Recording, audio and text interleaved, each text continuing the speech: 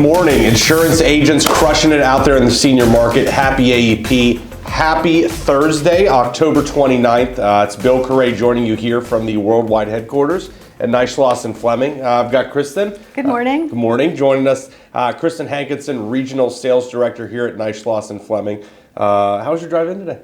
My drive-in was terrific, I have to admit. The commute these days, that's one thing about COVID and the pandemic you can't complain about. It really has made driving to work much easier. Yeah. Well, and you talk about the driving being different. My son plays hockey on the opposite side of the city, and I got to kind of go past your way to get out to New Kensington. And I can remember when we were thinking about him playing for this team. Like we were driving out there February and March for kind of like the pre-tryout skates. I was like, wow, this drive is going to be terrible. And now it's nothing. It's almost, I don't want to say depressing, but it's kind of like every time I drive out that way at like 5 or 6 o'clock, I'm like, it should not be like this. Right. It is. It's a little bit eerie, because you're thinking, I'm working, I'm out here. Where's everybody else? Why aren't we bumper to bumper? But I think that it might be a change we're going to see happen, with work at home. And opportunities. To your point, I mean, we're all here. We're all in every day, but there are so many businesses that are still all work from home, mostly work from home. Who was I talking to the other day? Someone the other day, we were talking about corporate real estate downtown. Yeah. And you wonder, like a good friend of mine works for PNC, and he had told me at one point in time that they don't think they're going to bring any of their IT people back, ever. Right. He's still work from home. He's never gone back since, what was that? Since March. Yeah. What happens to I guess the structure of not just our downtown, but all downtowns as this kind of transpires? It's a really weird thought. I think we're going to see a big metamorphosis. I think some people will go back to work because it's just, there's some occupations that are better in the office, but I think there's a segment of each industry that can remain at home. And I've actually seen that covered on the news. It's interesting you said that. They were talking to some of the prime law firms that have key real estate there. And while they're not pulling out, similar to what you said, they are taking a percentage of their employees who probably are fine working from home and maybe even better working from home and reducing their space. Yeah, I just know for us, we're better together. And maybe it's because we're salespeople and sales and marketing people. So at least we can talk to someone in person.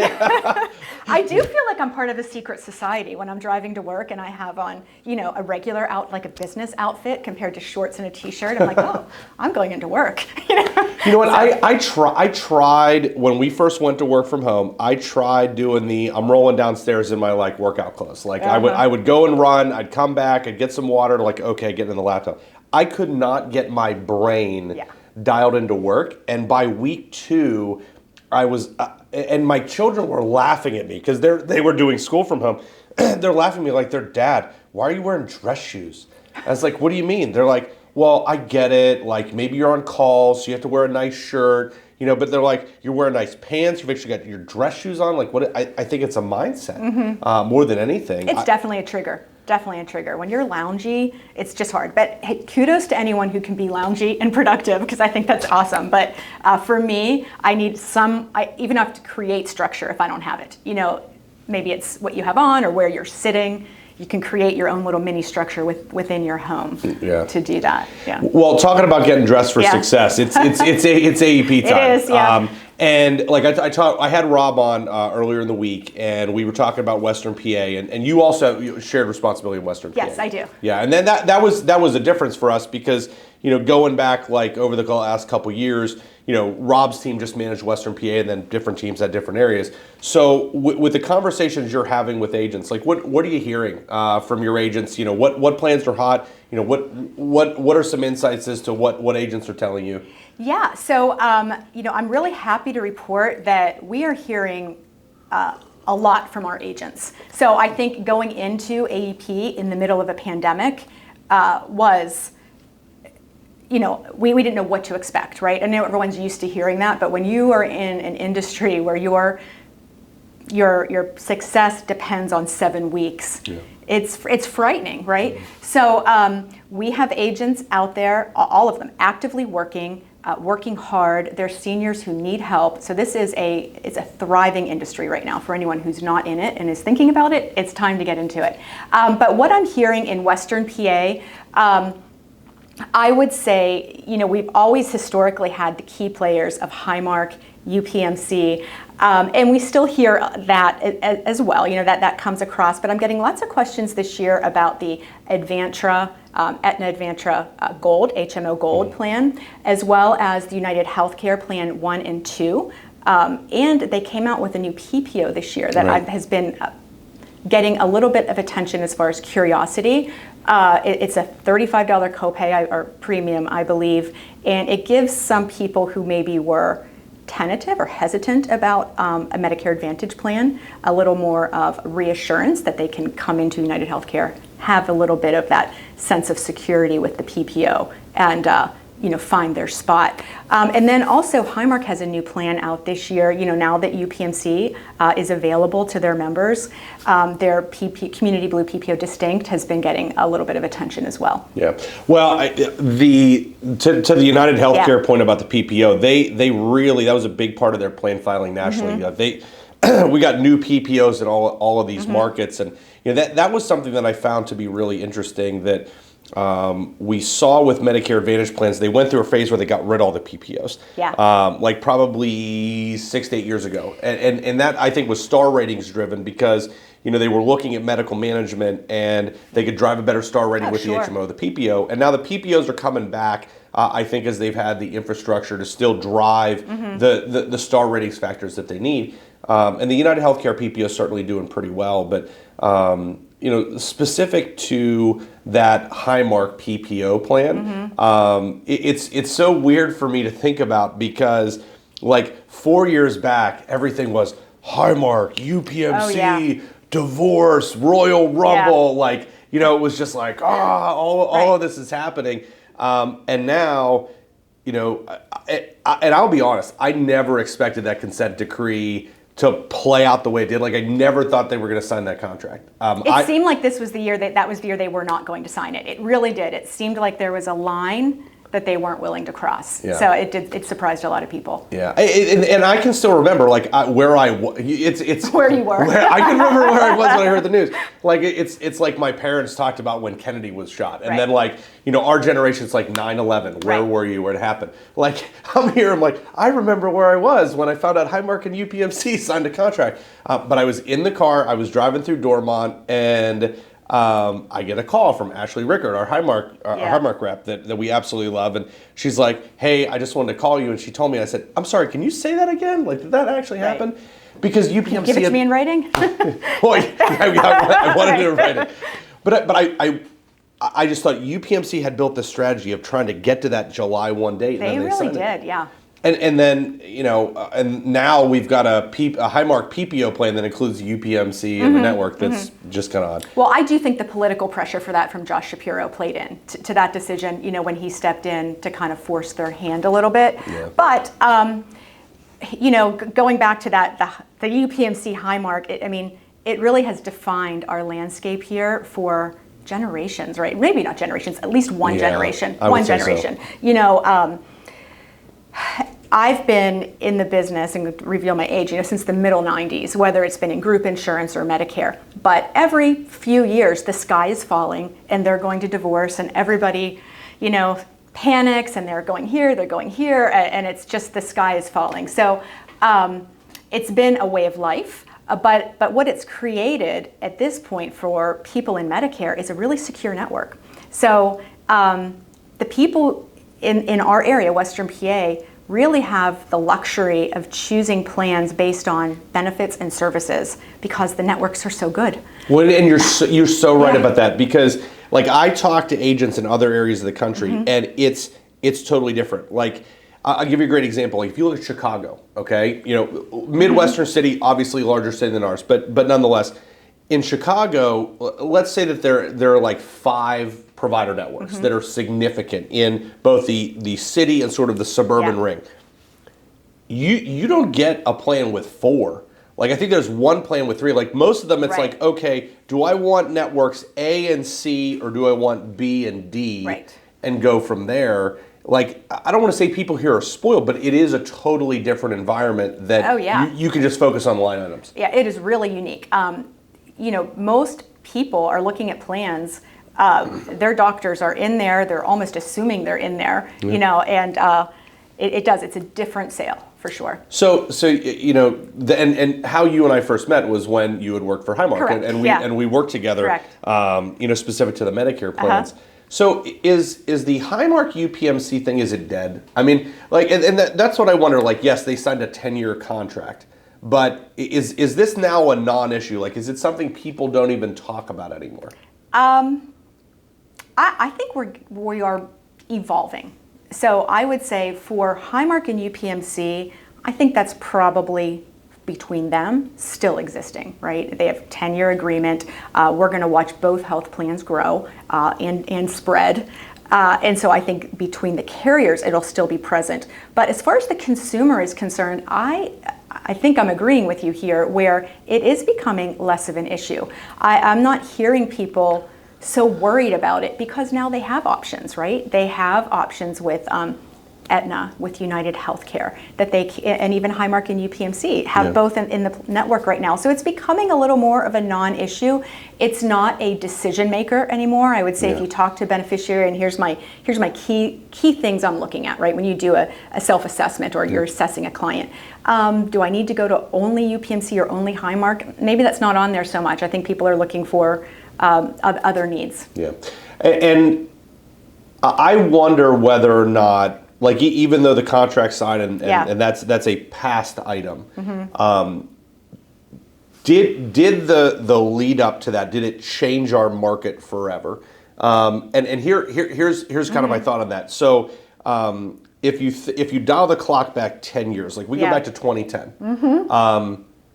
It was Highmark and UPMC, and there was this little itty bitty company called Advantra, right? That we were working with like really heavily, but really it was A and B, or 1 and 1A, and then everybody else was way down the line. Right. But I wonder whether or not all of the back and forth helped to fuel, I don't want to call them secondary carriers, but they were secondary carriers in terms of membership. In this area. Right, in this area. I mean, you got United Healthcare, they're the largest insurer in the nation. They insure more Medicare beneficiaries than anyone. Right. But in this market, they were a non-factor. Yeah. But did all of that back and forth, where you had Goliath and Goliath beating on each other, did it allow the Davids to grow to the point where they're now there? They fatigued the consumer. So the consumer, we have to remember the consumer is worried about their health, right?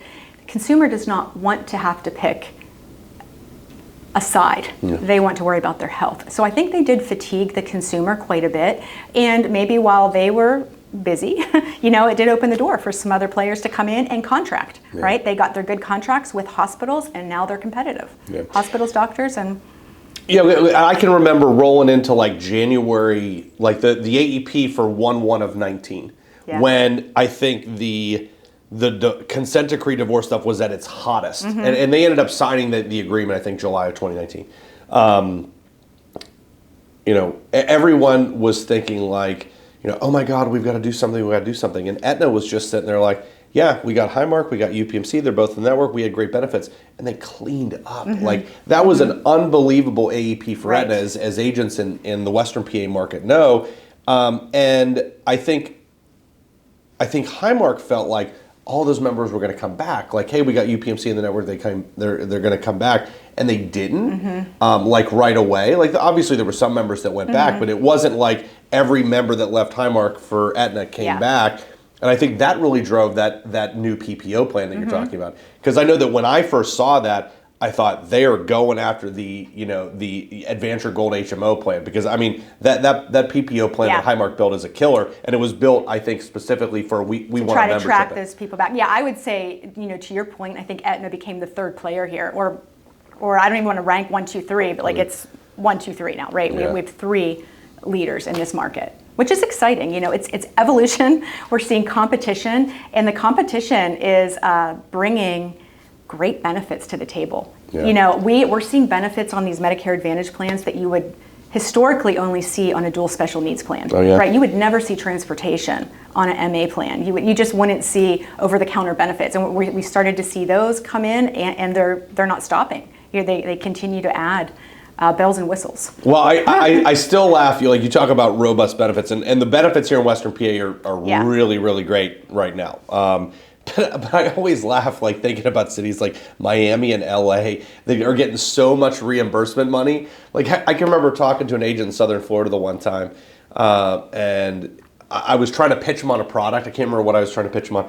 And he's like, "Oh, then there's no way, man. There's no way. That plan isn't any good." I'm like, "What are you talking about? It's like zeros across the board." He's like, "Every plan down here is zeros across the board." He said, "I'm writing with such and such carrier. They got a nail salon. You can go get your nails done for nothing." And I was like, "Holy man, we're paying for manis Nails. and pedis now as part of your Medicare Advantage plan." Yeah, I know, that's crazy. But that's where we're going. It's a great time to be a senior right now, I'm kind of going to get back to your question about Highmark and UPMC. I think almost that becomes a non-factor as agents educate their consumers or their clients to understand that this really isn't a place where you're going to pick a plan and you have to stay in that plan for 10 years.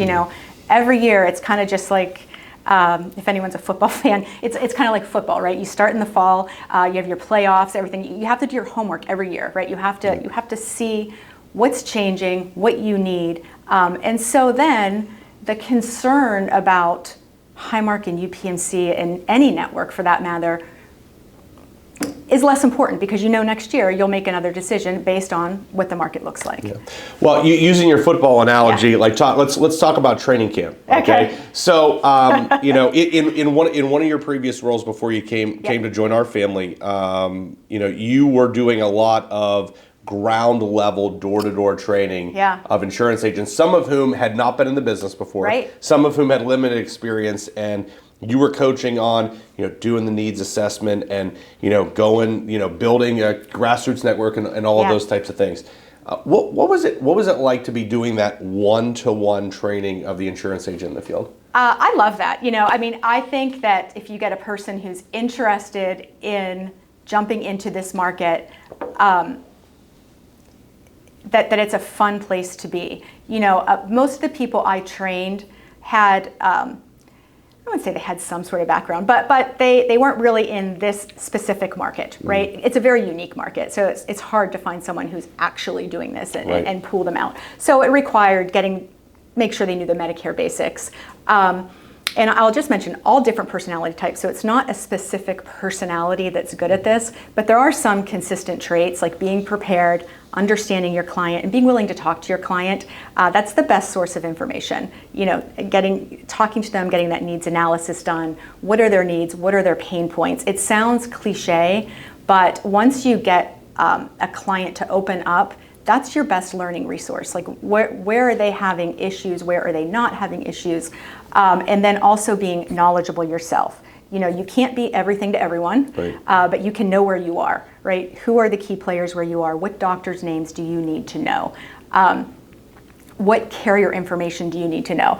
And I think technology has really changed our industry. It used to be that an agent would be like, oh my gosh, giant sheets of paper spread out and doing everything. Yeah, well, I can remember my first sales appointment that I ran for a T65 because I used to sell and really had fun doing that on the side.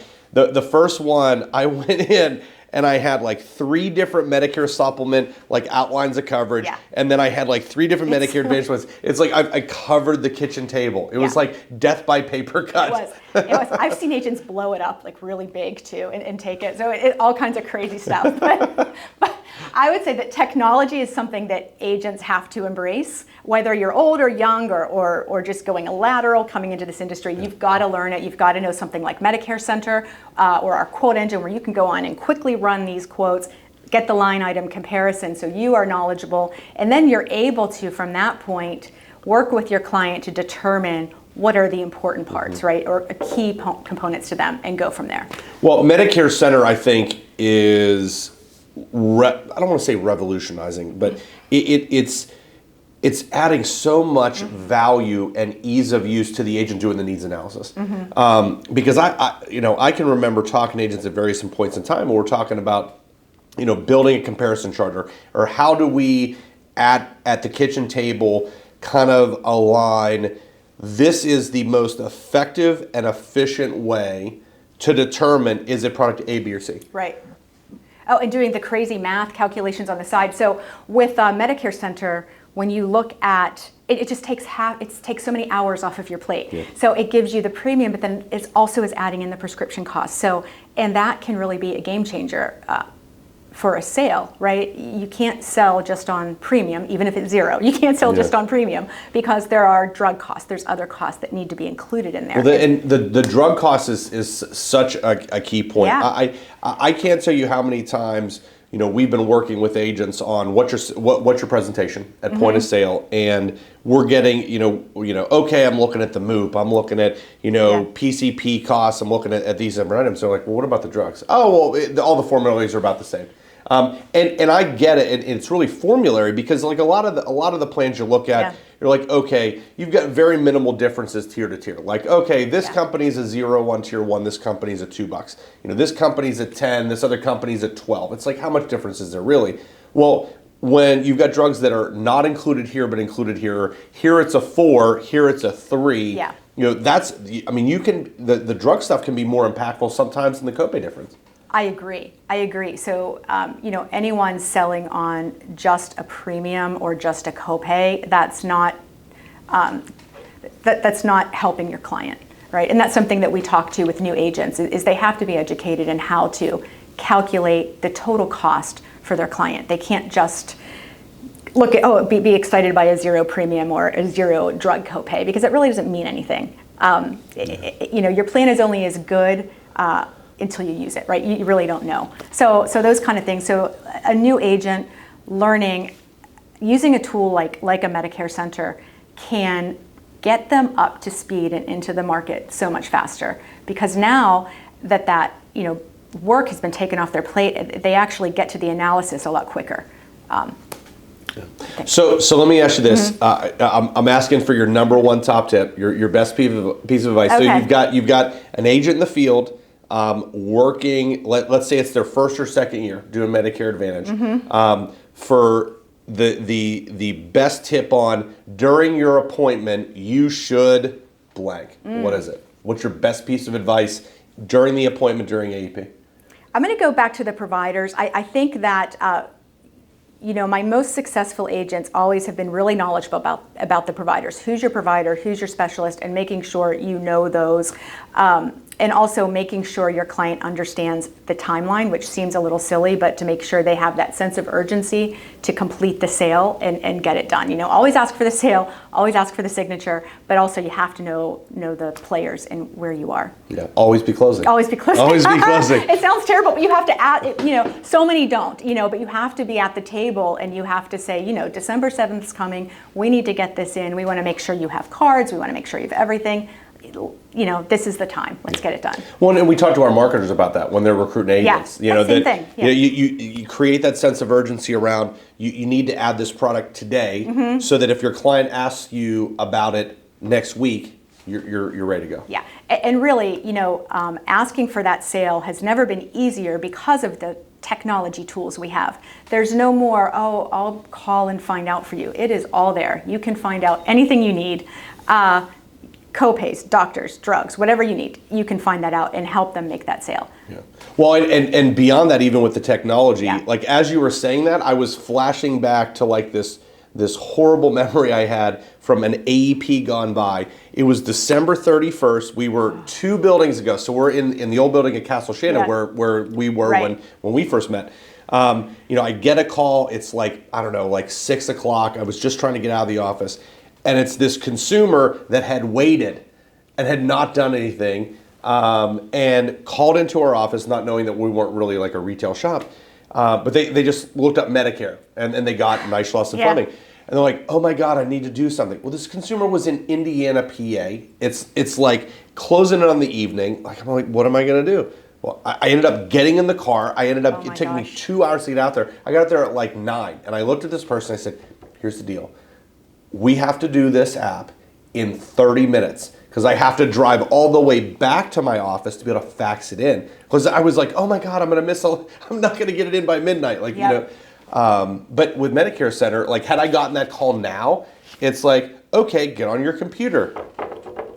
Here's your plan comparison, like text to enroll, done. Like no stress. I would have been at the New Year's Eve party by 7 o'clock. I know, New Year's Eve is just some horrible memories of AEPs of the past, but yeah, fax machines, getting them in before midnight, it was always a circus, New Year's Eve. So December 7th is a welcome change. Yeah, for sure. well, and the New Year's Eve thing is absolutely key. But I think the best thing that happened with moving the AEP from that November 15th to October 15th date is that Christmas is no longer in play. Yeah. I can't tell you how many calls our service team would get in the week leading up to Christmas.